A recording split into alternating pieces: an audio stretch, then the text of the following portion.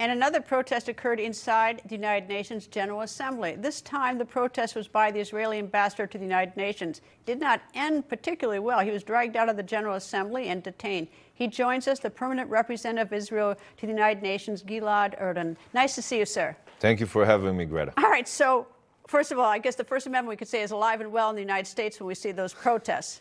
It's all peaceful, so this is all good. Yeah, we stick to our democratic values so strongly that we export them all across the world. You could see Israeli protesters from both sides of the aisle coming here to New York. I have to say, I'm smiling, but inside I'm pretty sad because, you know, the Israelis, they can easily, freely protest in Israel. That's where the decision will be made.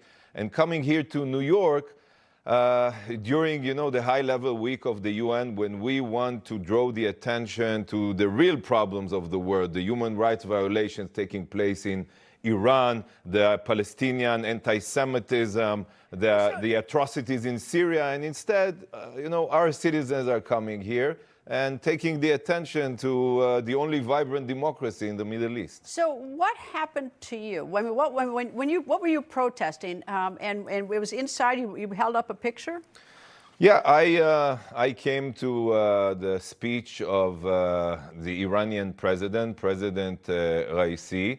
And by the way, I saw a very moving exhibition here on the streets of New York of women who were murdered by this ruthless Iranian regime. So I decided we commemorated 1 year to the murder of Mahsa Amini, that her brutal murder by the Iranian regime ignited, you know, a whole wave of demonstrations all across Iran.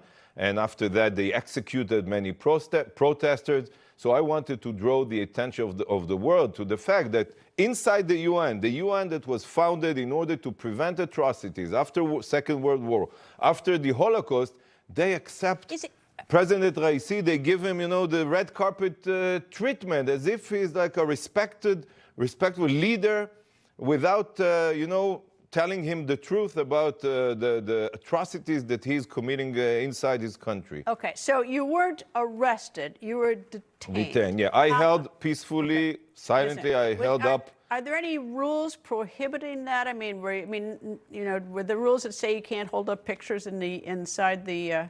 Look, it's not that I studied all the rules. I remember very well many times that ambassadors, when the war in Ukraine started, so they held signs with the Ukrainian flag to show their support, solidarity with the Ukrainian people. They were never detained. I was dragged forcefully outside of the General Assembly's hall.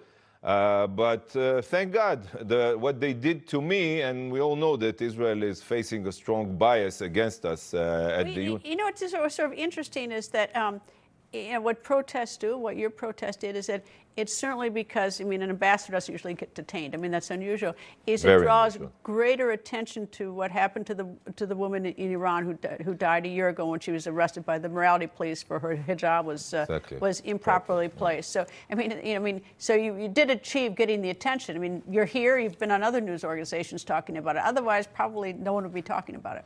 That's very sad, but that's another example of the moral distortions of the UN that, you know, they accept, as I said, mass murderers like the butcher of Tehran, President Raisi, and they condemn Israel, 70% of their condemnations, more than Iran, Syria, Russia, North Korea combined. So I have no other choice but to find ways to draw the attention. And thank God, this time, the whole, even Muslim world, I get like thousands of emails and messages from Iranians all across the globe that now they understand that Israelis stand in solidarity with the people of Iran. In 2021, I think it was, I looked up, the United States contributed or paid $12.5 billion to the UN. This year, there were a number of countries, like the Prime Minister of England didn't show up, the President of France didn't show up, the President of China didn't show up, these, you know, the permanent members of the National Security Council. President Putin, he didn't show up. I'm sort of giving him a pass because he has an arrest warrant outstanding, and I'm not so sure I'd test that one either if I were him. But has the UN lost some of its global importance or not? Definitely. Is it worth $12.5 billion? I'm not advising your administration how to allocate its budget, but I can testify that, yes, the UN lost a lot of its credibility, and definitely after the war in Ukraine erupted, now the Security Council is almost paralyzed. I mean, I feel that for sure they cannot prevent any wars or conflicts, national, political, religion conflicts.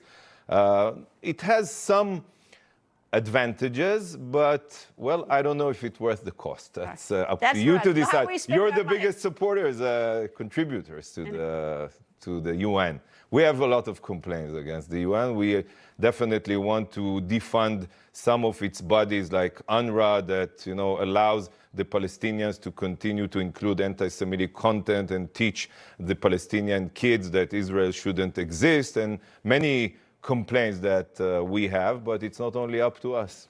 Ambassador, nice to see you, sir. Hope you come back, sir. Thank you.